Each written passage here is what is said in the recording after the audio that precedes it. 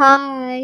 Welcome to my channel. நான் முன்னாடியே ஸ்டார்ட்டிங்கில் சொல்லிக்கிறேன். என் கிச்சனை நான் இப்படி தான் இருந்த கிச்சனை நான் நீட்டாக ரெடி பண்ண போகிறேன்.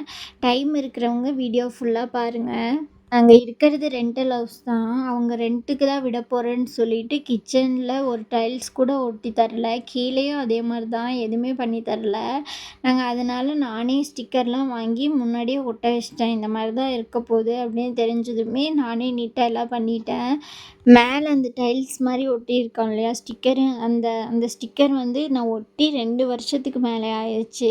நல்லா இருக்குது, இன்ன வரைக்குமே நல்லாயிருக்கு. ஆனால் நான் வந்து அந்த சமைக்கிற இடத்துல மட்டும் ரொம்ப தேய்ச்சி தேய்ச்சி தேய்ச்சி கலர் ஃபேட் பண்ணிட்டேன். அது மட்டும்தான், பாக்கி எல்லாமே நல்லாயிருக்கும். அதனால தான் நான் இந்த ஸ்டிக்கரும் வாங்கியிருந்தேன். சரி, இந்த இடத்துல மட்டும் ஒட்டிக்கலாம் அப்படின்னு சொல்லிட்டு. இதுவுமே நல்லா இருக்குது. ஆனால் வந்து நம்ம ஒரு பக்கம் ஒட்டினா அது ஒரு பக்கம் போயிட்டுருக்கு. 2 பேர் ஒட்டியிருந்தா கூட தெரிஞ்சிருக்காது. ஒரே ஆளா ஒட்டுனதுனால கொஞ்சம் ரிஸ்க்காக தான் இருந்துச்சு. நான் 2 டைமு எடுத்து எடுத்து ஒட்டிட்டேன். அதுக்கப்புறம் தான் தெரிஞ்சிச்சு நான் கரெக்டாக தான் ஒட்டுறேன். அந்த ஸ்டிக்கரே தான் சைடாக கொடுத்துருக்காங்க.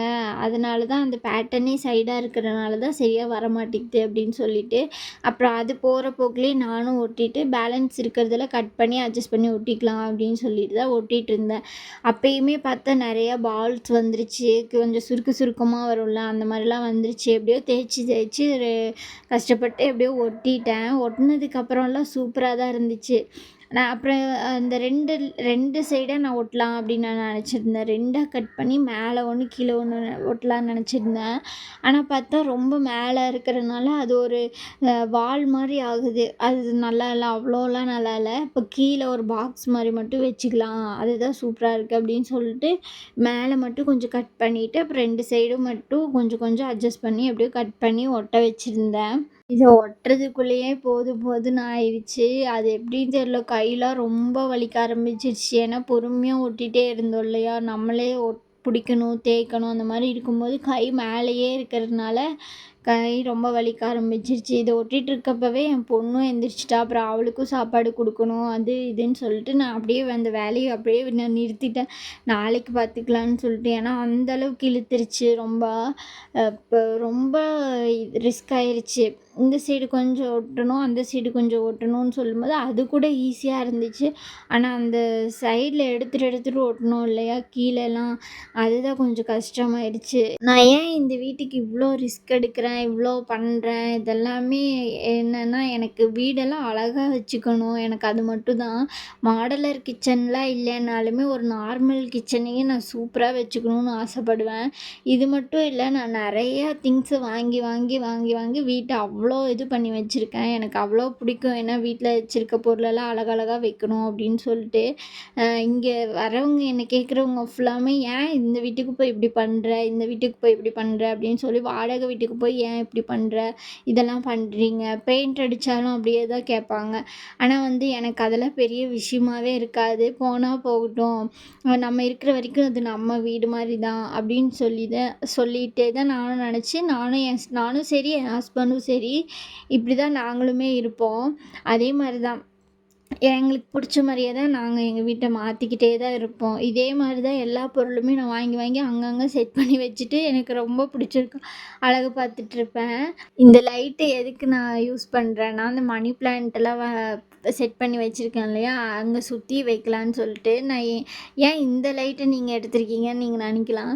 நான் இதுக்கு முன்னாடி நான் 2 டைம் ஆர்டர் பண்ணிட்டேன். பண்ணியுமே ஒரு டைம் பார்த்தா லைட்டே சுத்தமாக எரியல, இன்னொரு டைம் பார்த்தா கலராக அமுச்சு விட்டாங்க. 2மே ரிட்டர்ன் போட்டுட்டு நான் சரி என்கிட்டயே இருக்குது, 2 வருஷத்துக்கு முன்னாடி என் ஹஸ்பண்டுக்கு அந்த லைட்லலாம் வச்சு செட் பண்ணி வச்சுருந்தேன் பர்த்டேக்கு, அதையே எடுத்து வச்சுக்கலாம், சும்மா தான் இருக்குது அப்படின்னு சொல்லிட்டு தான் நான் அதையே எடுத்து வச்சுட்டேன்.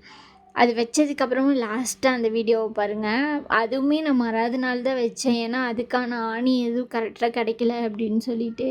அப்புறம் இந்த ஸ்டாண்டுங்க எல்லாமே நான் மீஷோவில் தான் வாங்கியிருந்தேன். இந்த ஸ்டாண்டு சரி, அந்த பிளான்ட்டும் சரி, இதெல்லாம் மீஷோவில் தான் வாங்கியிருந்தேன். அதே மாதிரி அதையுமே நான் முன்னாடி கிச்சன் என்ட்ரன்ஸில் செட் பண்ணிக்கலாம் அப்படின்னு சொல்லிட்டு பண்ணிட்டேன். அங்கே இருக்கல ஒரு பொம்மை, அதுவுமே நான் கையால் செஞ்ச பொம்மை தான்.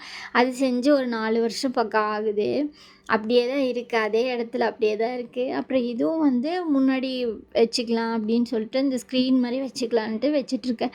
அதுக்கு முன்னாடி இந்த மணி கட்டியிருந்தேன்.